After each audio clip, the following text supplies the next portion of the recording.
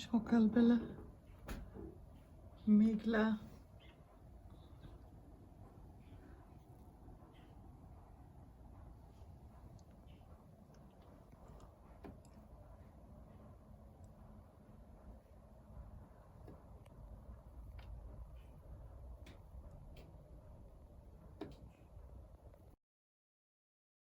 আসসালামু আলাইকুম সবাইকে Bengali sisters kitchen travel and blog থেকে। এখন বাজে 6:30।